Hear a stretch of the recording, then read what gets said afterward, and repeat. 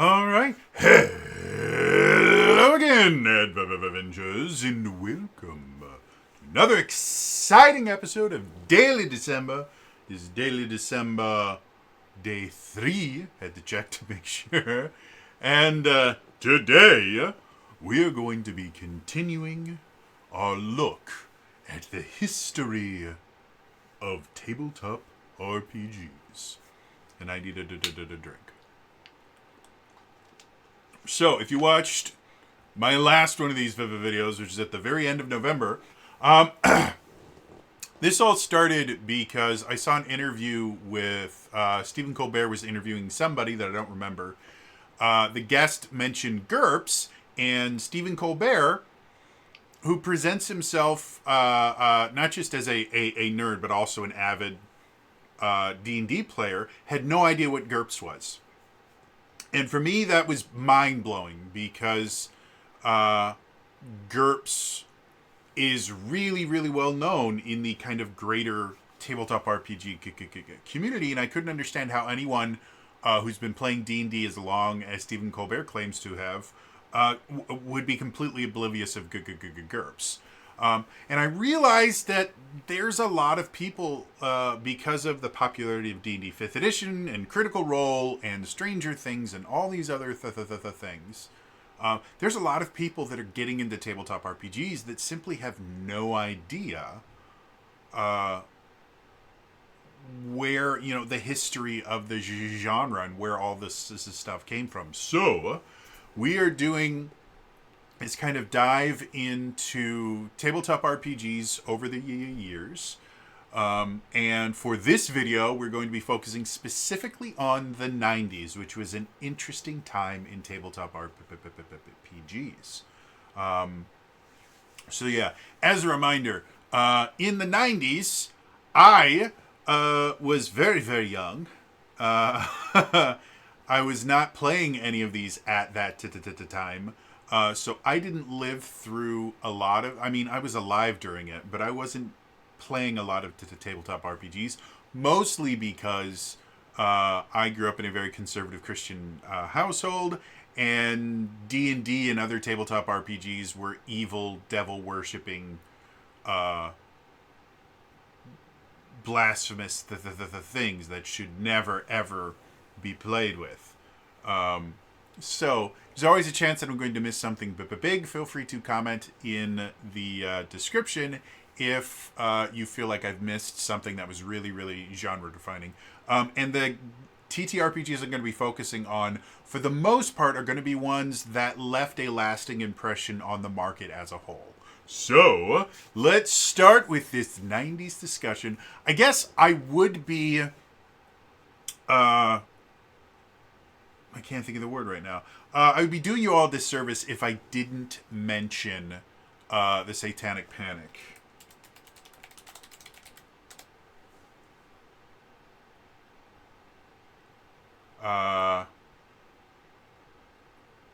So, if you're not familiar with the term, sorry, I had to actually look up the Satanic Panic. If you're not familiar with the term, starting in the 1980s, there were all of these reports about, I kid you not, this is the official term, satanic ritual abuse.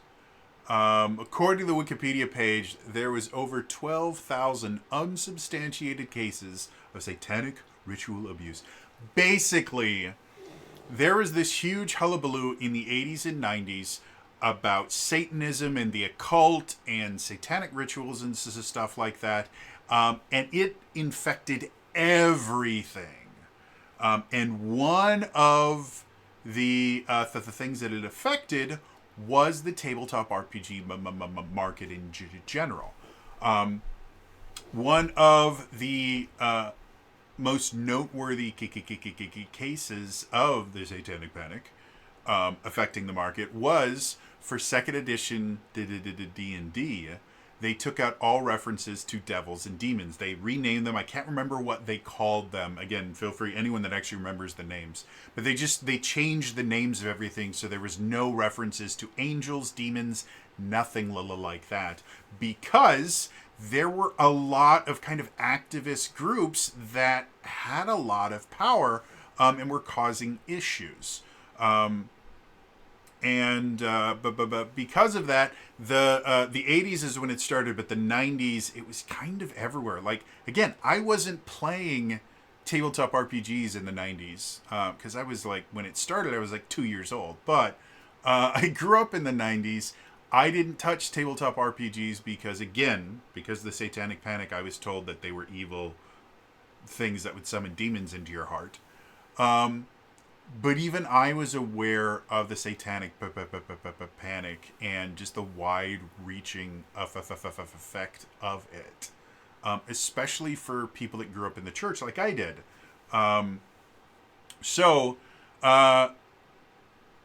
as we talk about the tabletop RPGs, just understand at the same time as the tabletop RPG market is kind of growing and shrinking at the same time, because the 80s saw this huge kind of growth where there was just tons and tons and tons and tons of different tabletop RPGs coming out, and everyone was making them. In the 90s, we started seeing still a lot of new tabletop RPGs coming out, but they also started a little bit more streamlining because of things like the Satanic Panic and stuff actually affected overall TTRPGs sales. So we start seeing a lot of different TTRPGs that are made by the same companies or the same kind of groups of people.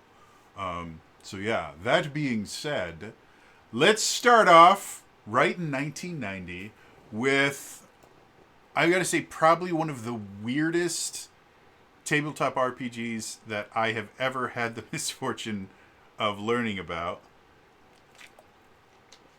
And I learned about it specifically because I had 2 gold box games that use this system when I was younger. And I think I still have them. I might have gotten them through GOG or something like that. I think they're abandonware now. But Buck Rogers of the Buck Rogers in the 25th century. So way back in, I think like the late 20s, there was a character created by Philip Francis Nolan named Buck Rogers. And the basic idea of Buck Rogers is Buck Rogers was this really cool dude that accidentally, something happened to him. He accidentally got put into some kind of form of cryosleep.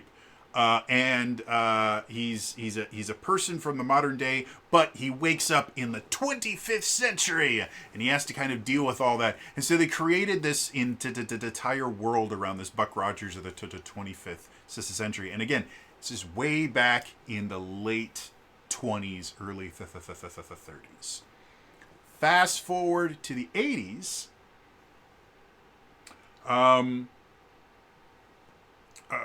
Something interesting about it. I believe it started as a comic strip. It was written by Nolan, but it was syndicated by a dude named John F. Dial or Dilly. I'm not exactly sure how to pronounce that. Fast forward to the 80s.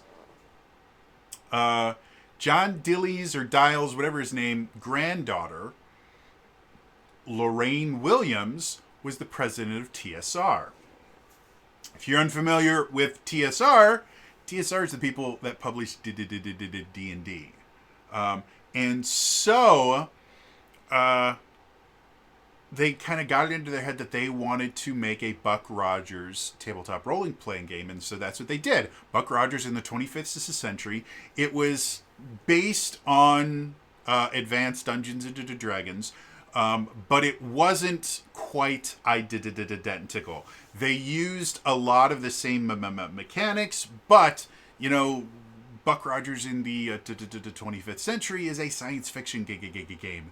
And they didn't have like space wizards or stuff like that, and they had ship-to-ship combat. It was a nonsense, complicated system. And again, at the same time that they were making the tabletop RPG, SSI is a computer game publisher and developer, and they had been making D&D video games. That's where the term gold box Giga Games came from, is because they all came in a gold box.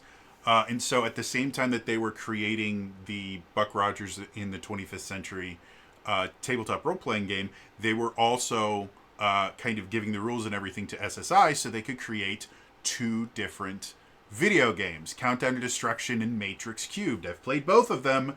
They are, if you played any of the Gold Box games, like the Gold Box games in general, were painstakingly hard. Buck Rogers was just so much more so. It was nonsense how difficult this game was. I never got more than an hour into the game. I should try and do like a full playthrough sometime, because it is a cool system. But yeah, the reason that I'm talking about this in particular, Buck Rogers, nobody cares about Buck Rogers anymore. And they haven't since the early 90s. The game system in and of itself started as a board game, turned into a role-playing game in 1990, and then I think it was by like 95, 94, something like that, it was gone. 92, yeah, not even that. It was only around for a couple of years. I don't believe it made this massive, massive impact on the market because of the game itself. But it was one of the stepping stones that TSR kind of used to start moving away from exclusively making Dungeons and Dragons. And again, TSR in the 80s made a just crap ton of different tabletop RPGs, but they kind of tended to all be very, very similar to D&D. And Buck Rogers, while it used a very similar system, the bones were relatively similar. It was a very, very big departure. And I just like the system. So I was going to talk about it. I'm just going to talk about it because I can. So anyway, moving on.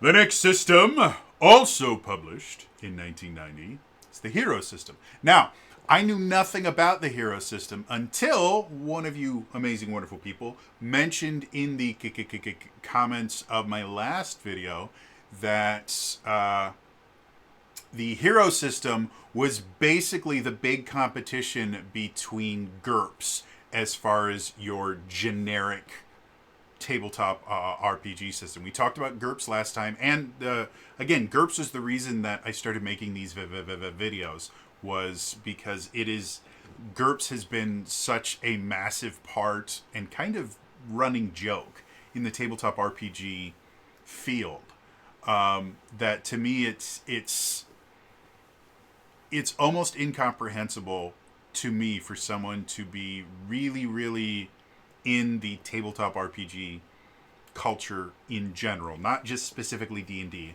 but once you start getting a couple different games under your belt, you will discover GURPS. Like, you just can't. Everybody knows about it. But I was really surprised that I knew nothing about Hero. And so the Hero system, very similar to how the Cypher system started as Numenera, the Hero system started as the superhero RPG Champions, which had been going since the 80s. According to the Wikipedia page, Champions 4th edition was released in 89. And then after that, in 1990, they released a stripped-down version of the system that didn't have any references to superheroes, and they called that the Hero System Rulebook. And going forward, they would get different flavors of the Hero System. You had Fantasy Hero, Star Hero, Pulp Hero, very similar to GURPS, where you would have this kind of generic system. And then they would release these supplements. It's like, okay, well, if you want to play a fantasy style game like D&D, here's our fantasy version of the system. It's not that you can't play a fantasy version of the game with just the Hero system, but you have to create quite a few of your own rules in order to do that. And so Fantasy Hero was, okay, well, here's some of those rules just taken care of for you. So you don't have to do that. Same is true about Star Hero, that was the space version. Pulp Hero, that was for like pulp fiction, noir kind of stuff. Um, and it used exclusively six-sided dice. However, compared to GURPS, which again is still going strong now, like GURPS keeps going, keeps getting supplements released for it.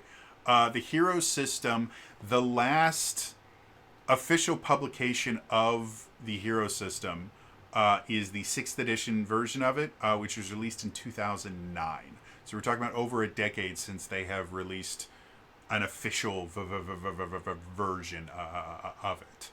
And I just find that interesting, to say the least, because this is basically what happens. You know, Betamax versus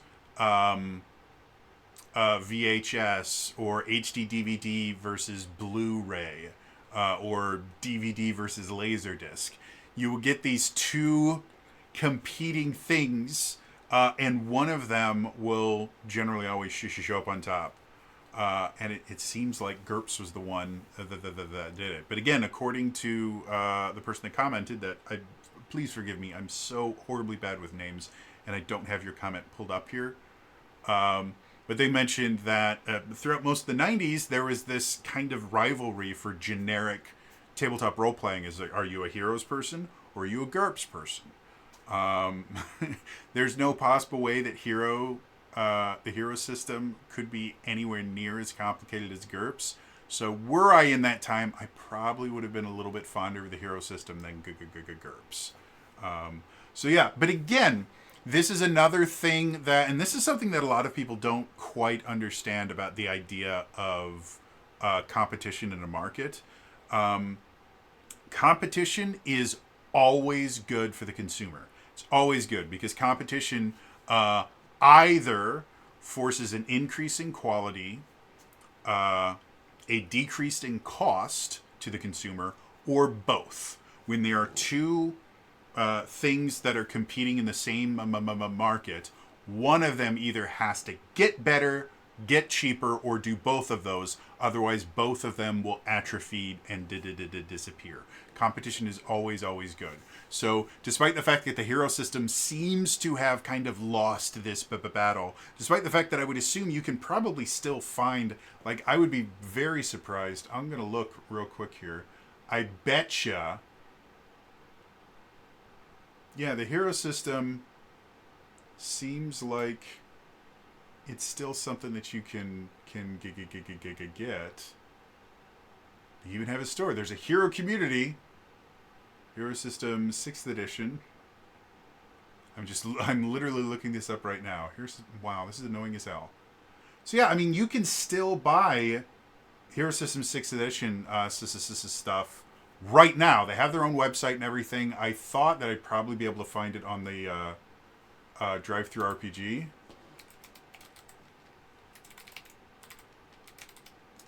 I'm going to check to see. Yep. Looks like you can. Yeah, you can get like Champions, Star Hero, Fantasy Hero, all that stuff still on Drive-Thru RPG. So it's not that you can't play it anymore. It's just not the massive juggernaut in the market that GURPS is. So yeah, interesting stuff. Moving on.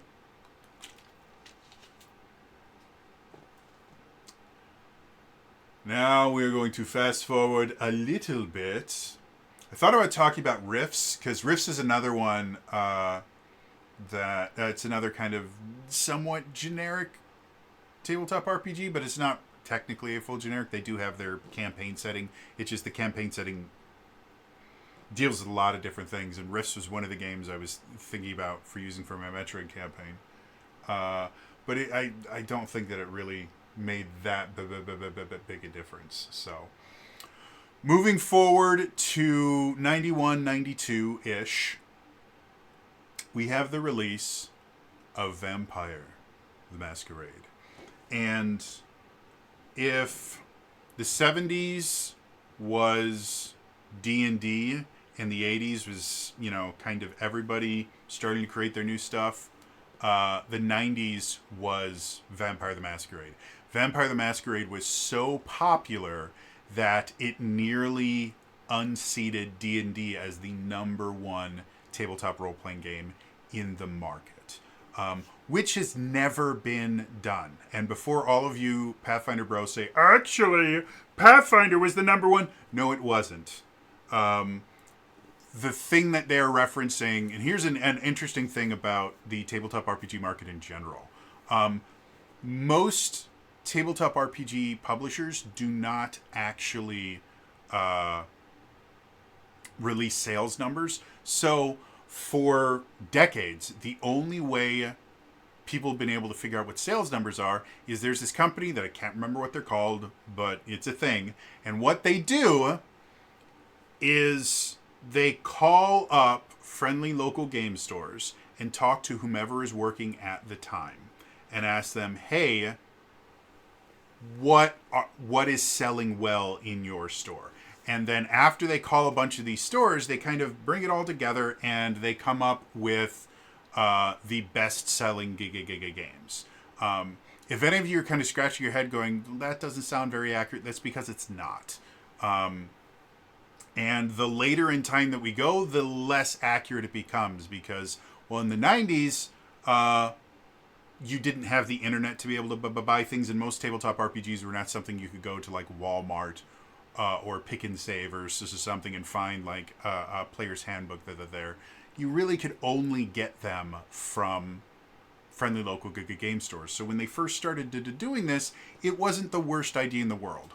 Once we started having big box retailers selling stuff like D&D at like Barnes and Noble and stuff like that, once you started being able to buy it online, it became significantly less accurate, and wasn't particularly accurate when it first started because they weren't asking for specific sales numbers, or they weren't asking for proof or anything. It was just whoever happened to answer the phone, they go, hey, what's selling really good? And it might be that person had a preference for one system over another. So they would go, well, it's this one. And so what Pathfinder people will claim is in end of 2013, beginning of 20, or no, I think, yeah, it was end of 2013, beginning of 2014, or maybe it's 2012, 2013, somewhere around there. After D&D had stopped releasing products for 4th edition, for about 9 months, according to this one survey, it said that Pathfinder was outselling Dungeons and Dragons, and they were the number one, and D&D was the number two. Now, at that point, Dungeons and Dragons not only could be purchased in friendly local game stores, it could also be purchased in Walmart, in Barnes and Nobles, and it also could be purchased online. And so none of those, and those were also not places. I think you might have been able to get Pathfinder in Barnes and Noble, but, and obviously on the line, none of those numbers were ever factored into that. And again, D&D had effectively stopped publishing, Wizards of the Coast had effectively stopped publishing Dungeons and Dragons at that point. So as much as the Pathfinder bros will claim that, yeah, they were the number one, they weren't. They just, D&D stopped competing with them for 9 months. And they had one tiny little group that claimed that they were outselling D&D in a really inaccurate poll. In actual numbers, Paizo doesn't release their sales numbers.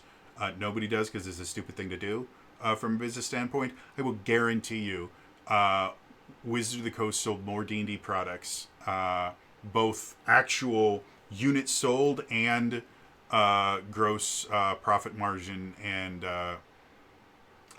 gross sales than Pathfinder did. Paizo's best year that they've ever had was something like $25 million that they made in a year, and Wizards of the Coast has been doing hundreds of millions of dollars for years and years and years and years. So anyway, going back to Vampire the Masquerade. Again, Vampire the Masquerade was really, really close to unseating D&D as the number one tabletop RPG in the market, and a lot of that had to do with the system that powered it, which is called the storyteller system. Storyteller system is a dice pool system. If you've never heard that term before, if you play D&D or Pathfinder, or probably the majority of tabletop RPGs, the way that you do anything is you roll a die, you add something to it, and then you try to beat a certain number. That's kind of your standard way that most tabletop RPGs work. In dice pool systems, what you do is you will have a pool of dice, and you will roll, 3, 4, 5 of them, whatever your particular dice pool is, and you will have a target number, but you don't add all the dice up. Each die is treated separately.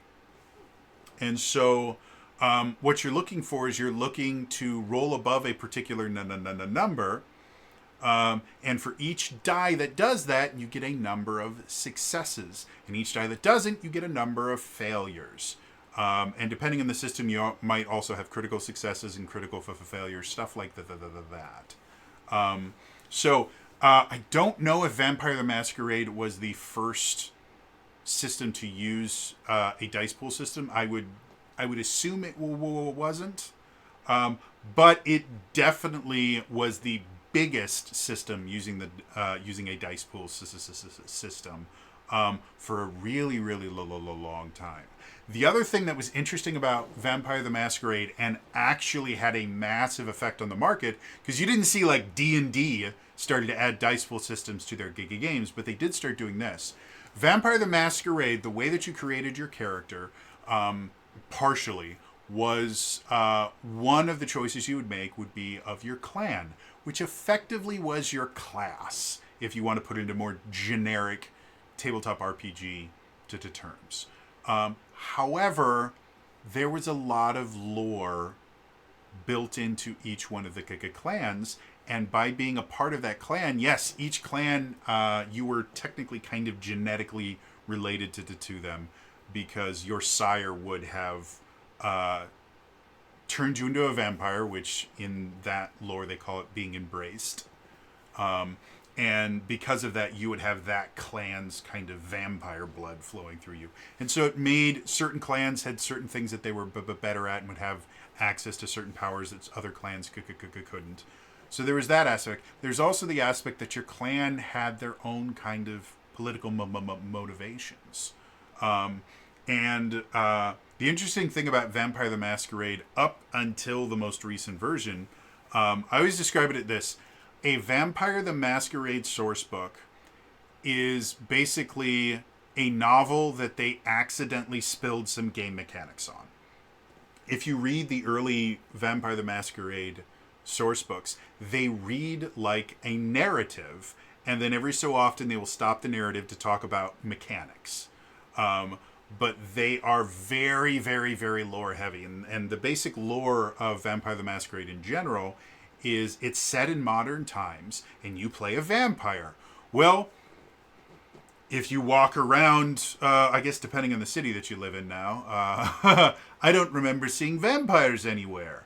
And so the way that they explain that away is way back in the Dark Ages, humans became aware of vampires, and they tried to hunt them to extinction. The few remaining vampires that survived that created this set of rules that would ensure that humans would think that vampires died off or were just myths. And they call that grouping of set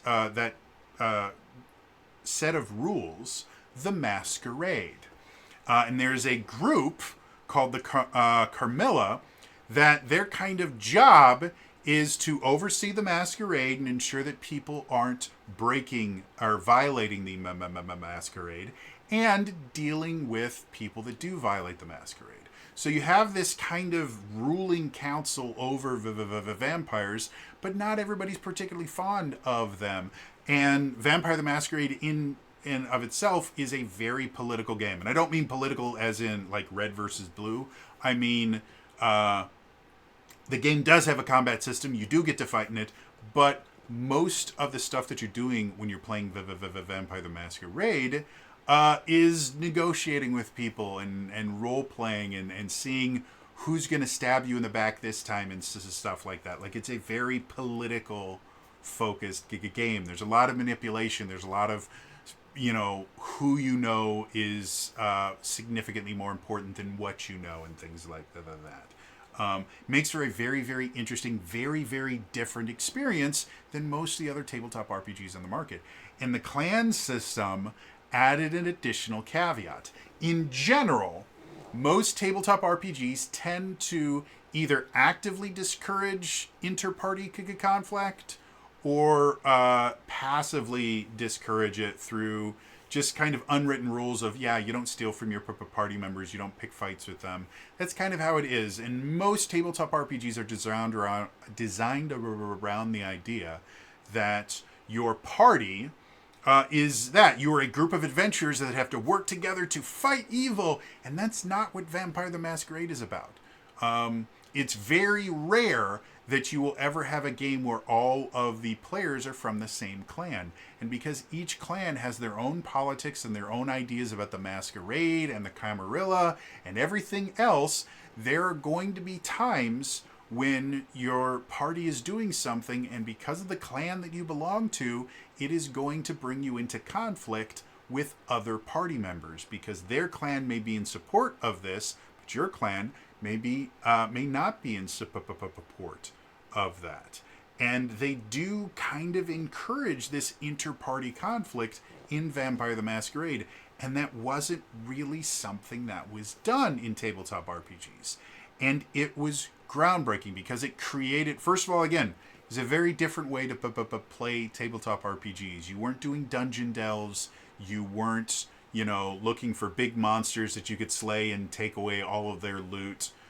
A lot of this was, dealing with the local prince of your city and seeing how that works, and being able to live as a vampire while keeping to the masquerade and trying to fight the beast within, which is the hunger that all vampires struggle with.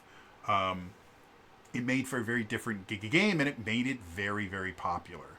And so because of that, a lot of tabletop RPGs started sprinkling the idea of factions into their game that the player characters could belong to that might give them different motivations than other player characters. In D&D, I can't remember if this happened a ton in 2nd edition, but by 3rd edition, I know they were doing this a ton. They started introducing factions like the Harpers and the Lord's Alliance. In 5th edition, when 5th edition first started, there's actually 5 different factions that if you were playing in the D&D Adventurers League, you weren't required to join any of them, but it was absolutely in your best interest to join one of the factions. And on certain adventures, you would get special faction missions that only members of your faction knew about. What would happen at the table is they'd actually go, okay, do I have any Harpers at the table? Okay, I need everyone else to go away. I'm going to just talk to the Harpers. Okay, do I have any Emerald Enclave members? Okay, I need everyone to go away. I'm going to just talk to the Emerald Enclave now.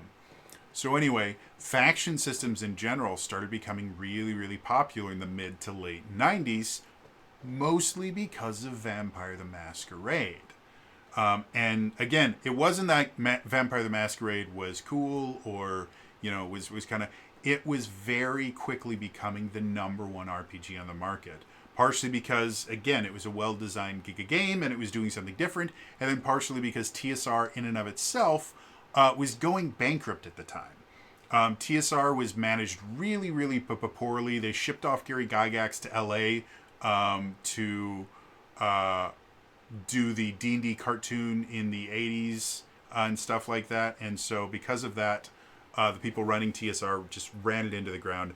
That is why TSR was eventually sold to Wizards of the Coast in late 90s, early to the 2000s. I think it was like 99, 98 that they purchased it.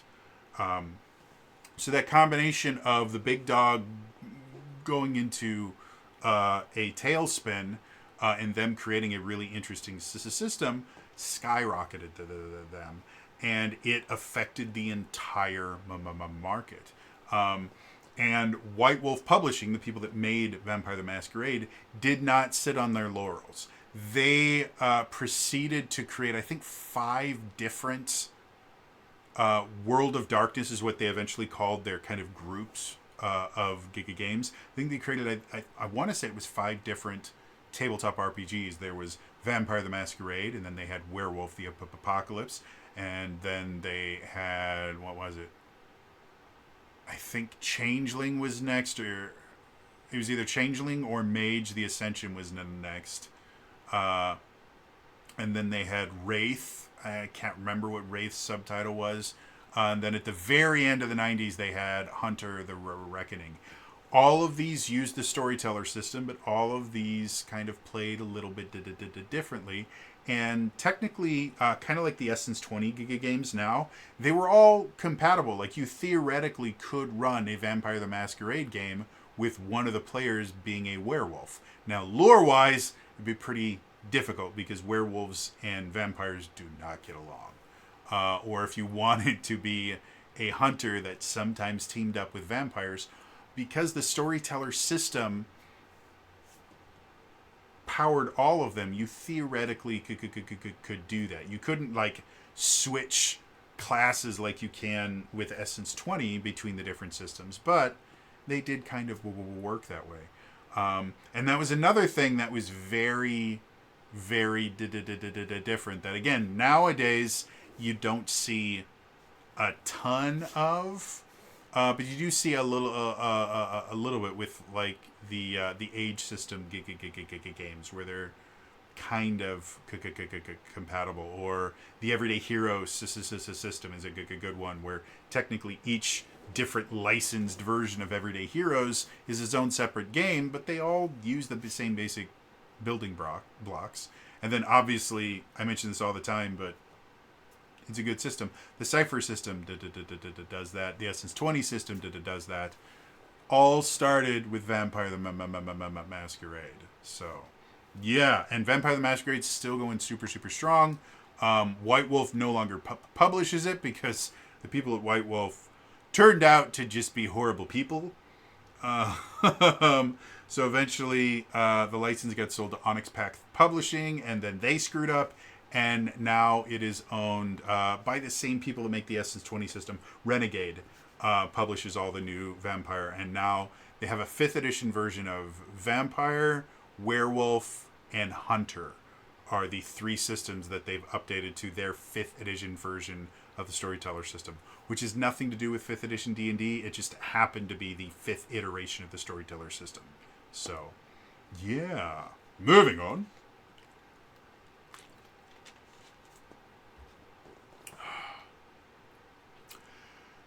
The next tabletop RPG system we will be talking about. I have to find it here on my timeline. Did I miss it? Should be 92. There we are. Let's talk about Fudge. Fudge stands for Free Universal Do-It-Yourself Gaming Engine. And there is Fudge in and of the Fudge system in and of itself is really not used almost at all anymore. However, there is basically an OGL version of the Fudge system, and that is eventually what turned into the Fate system. But the reason that I'm talking about it here is Fudge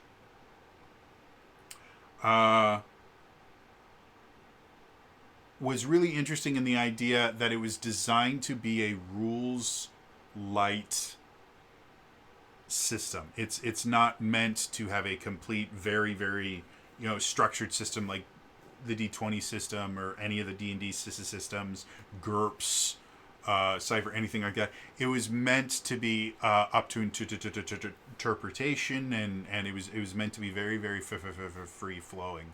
And it didn't catch on super, super well in the 90s, but by the time you got to the 2000s, and especially the 2010s, the idea of rules light systems really skyrocketed. And while Fudge, I sincerely doubt Fudge was the first rules light to tabletop RPG. I'll guarantee there were more of them that I'm just unaware of. Fudge definitely was an inspiration for the kind of movement, especially when Fate, which we won't be talking about today because that doesn't come out until 2003, when Fate used that system to create Fate. And the interesting thing about Fudge is they actually had special dice that you would roll, which are referred to as Fudge dice. And I'm trying to see. So Fudge dice were D6 dice, but instead of having numbers on them, they had two faces that had minuses on them, two faces that had nothing on them, and two faces that had pluses on them. So again, very similar to a kind of dice pool system. What you're basically looking at when you're rolling Fudge dice is you're not adding together numbers, you're counting successes, which are your pluses, and failures, which are your minuses. And that's how you succeed in anything that uses the Fudge dice. So again, the Fudge system in and of itself did not make massive waves. Like, people are not still using the Fudge system today. You can't go and buy the Fudge system in your friendly local game store. However, there's a very good chance that you can buy Fudge dice, because those particular dice not only are used in a lot of other tabletop RPGs, but they're also used in board games. So the Fudge system, I view it more as creating a new type of die, as opposed to a tabletop role playing system. Not because it wasn't a tabletop role playing system, but the thing that persisted throughout the years is the Fudge dice themselves. So, yeah, moving on.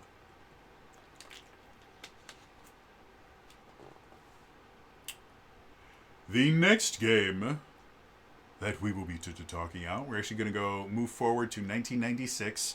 And again, like I said in the last video, doesn't mean that there was nothing published between 1992 and 1996. However, a lot of the games are things like Dark Champions, which is a hero system based game. So it's not really going to change a whole lot. Or trying to see other stuff that was in there. Like Changeling the Dreaming came out in 95. That was another World of the Darkness game.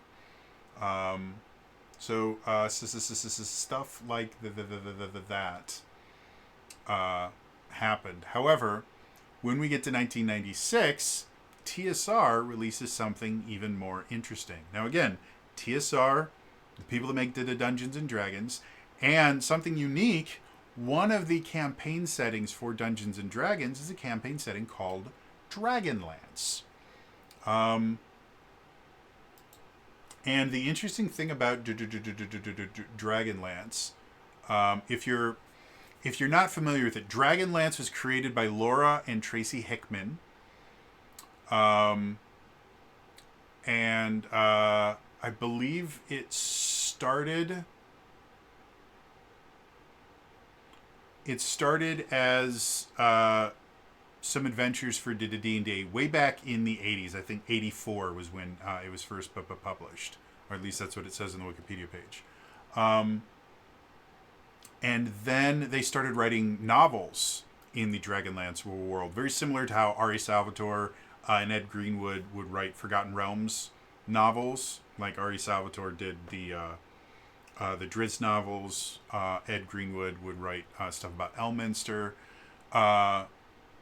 Tracy Hickman and Margaret Weiss would write Dragonlance novels. So this is Dragonlance is a campaign setting for D&D. Started in Advanced Dungeons and Dragons. I believe they had a second edition version of it. However, in '96, TSR released a new system called Dragonlance 5th Age. And instead of using the D20 based system that they'd been using since the 70s for all their games, they created a brand new system called the Saga system.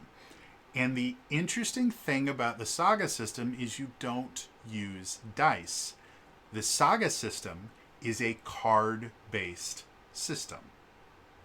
So you would actually have cards that was how you would do all of your stuff. Is you'd have these different cards, and when bad things happened to you, you'd have to discard a card. And if your hand was ever empty, that meant your character was unconscious or dead. It is a weird system that did not survive super long. Like, I don't think you can get anything using the Saga system anymore. But in addition to it powering Dragonlance the 5th Age, it also was used in the Marvel Superheroes Adventure game. And I think that's the only thing, the only things that they ever used it for was Dragonlance 5th Age and Marvel Superheroes Adventure game. But as far as the greater kind of tabletop RPG market, I don't think the Saga system made a huge dent in the market. Again, I don't know a single person that has ever played a Saga system game, but it was a step in the idea that D&D was, or TSR was making non-D&D things and starting to kind of branch out. And as far as I can tell, it's the first card-based tabletop RPG that I am aware of. Again, anyone that is more knowledgeable about this, feel free to put any other card-based tabletop RPGs in the comments down below. But I just find it absolutely fascinating that not only did Dungeons & Dragons take one of their campaign settings and use it to launch a brand new non-D&D system, but then they used that same exact system with a license that they purchased from Marvel to make a superhero-based game, which is astounding. And we will see, when we get into the 2000s, we will see the D20 system be used for tons and tons and tons of stuff, including a Star Wars tabletop RPG. So, yeah, I found that to be really, really fascinating, and I kind of wish the Saga system would have caught on better than it did. Because it was... Well, I guess the other thing about Dragonlance, which did eventually bleed into Dungeons & Dragons, though it did take getting to 4th and 5th edition before it even started thinking about it, was the idea that the Saga system in and of itself was much more of a story-based tabletop RPG, which you could relate that back to them trying to kind of imitate White Wolf with their very, very story and lore heavy World of Darkness series. Well, now TSR had their own story heavy system in the Saga system. It just didn't sell very well. So, yeah. Moving on.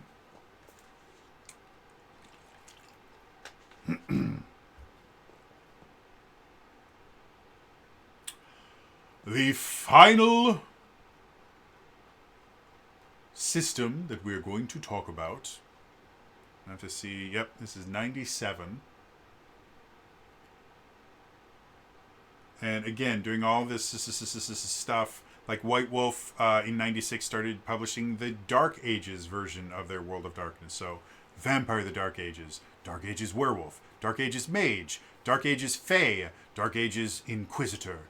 They were just putting out new versions of their stuff over and over and over and over and over and over and over and over and over.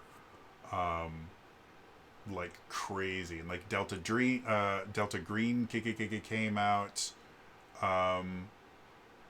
which used, I think, the Gumshoe engine. There was a Men in Black game that actually used the D6 system. It actually started in the 80s.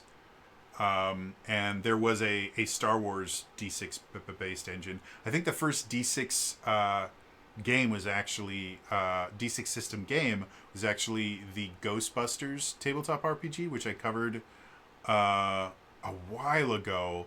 Not as a deep dive or anything, but somebody sent me a character sheet from the Ghostbusters tabletop RPG, and I did kind of a deep dive into that because I thought it was interesting. But eventually in 1997, The Legend of the Five Rings role-playing game launched.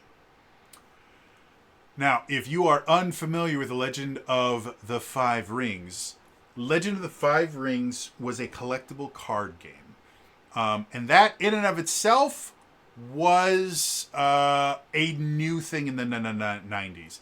Basically, I think, I might not be 100% certain on this, I think Magic the Gathering either pioneered the quote-unquote collectible card game, or they 100% perfected it. And so once Magic the Gathering kind of exploded, you started seeing all these other collectible card games showing up. The Pokemon card game, Yu-Gi-Oh!, all those different ones, they all started showing up because of the popularity of Magic the Gathering. I even, when I was in like late middle school, early high school, because again, things like Yu-Gi-Oh had wizards and demons and things. That was evil. And Magic the Gathering, that was totally satanic. I used to play a collectible card game called Redemption, which was a Christian version, effectively, of Yu-Gi-Oh! It was real similar. It wasn't identical, but it was real similar. So, yeah, collectible card games are becoming really, really big. And so,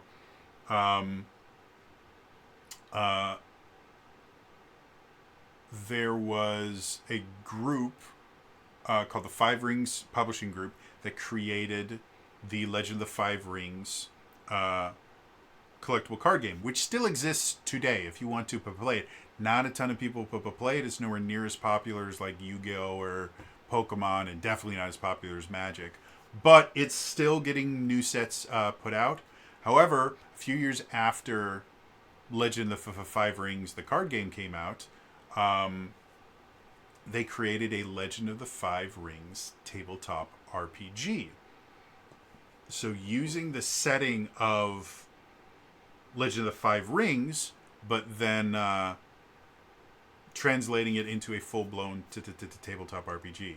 Now, the Legend of the Five Rings tabletop RPG is technically still going. First edition came out in 97. Second was 2000. Third was 2005. Fourth was 2010. And then Fantasy Flight Games eventually purchased the license.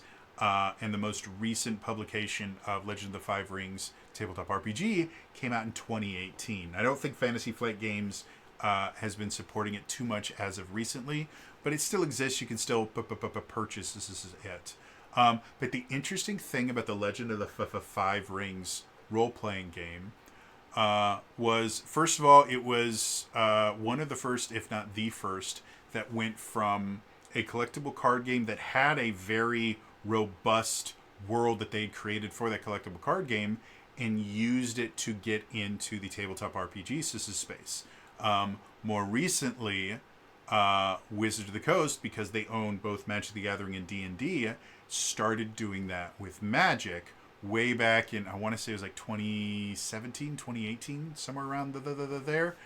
They started releasing D&D 5th edition supplements that were based in Ravnica and Strixhaven and Theros. So they were bringing their various worlds from Magic the Gathering, which has a nonsense amount of lore. Like, as much as a lot of the people that play Magic the Gathering probably don't know most of the lore because there's tons of it. There is just a shit ton of lore about Magic the Gathering and the various planeswalkers and the planes that they come from. Like, it's nonsense how much work was done to create a world that this card game can be played in. And so Legend of the Five Rings, my understanding was either one of the first or the first to kind of take that leap of, well, we created this really cool world for a card game that no one really interacts with the world. Which isn't 100% true, because that was another thing that was cool about Legend of the Five Rings was playing tournaments in Legend of the Five Rings actually changed the plot of the lore. Like, it actually changed the lore, and people that would win tournaments would actually be allowed to make choices that would actually change the lore of the game. It was a really, really cool thing. I don't know if they do that anymore, but they were doing all the way up to, I think, like 2008 is the one that's mentioned in the Wikipedia page here. But yeah, so going from going from collectible card game to tabletop RPG was one thing. Then the other thing that was really, really cool, or really, really interesting, is, if I remember correctly, I think it was either I think it was the second edition of Legend of the Five Rings didn't use the system that they created for the first edition. It was a D20 based game. It used the Open Game license, and was basically it wasn't just, Legend of the Five Rings, but D&D version. For D&D 3rd edition, they eventually released a supplement called Oriental Adventures, which the original Oriental Adventures was released in the 80s, and was the primary campaign setting of Oriental Adventures was this area called Karatur. Fast forward to 3rd edition, instead of using Karatur again, they actually used Legend of the Five Rings to be the default Oriental Adventure campaign setting. So not only did Legend of the Five Rings start as a collectible card game, they created this really cool world for a collectible card game. It then transitioned to a tabletop RPG, and then it transitioned into an official D&D campaign setting that became the default setting for the Oriental Adventures supplement. So, in and of itself, again, Legend of the Five Rings is still going strong today. I believe the card game is more well known than the tabletop RPG, but both of them are still getting. You're able to purchase both of them still,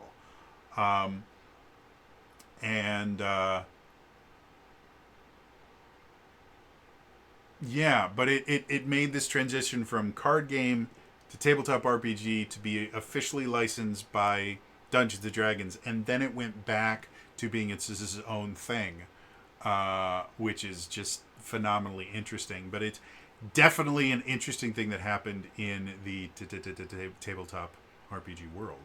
So, anyway, that is some of the 90s in tabletop RPGs.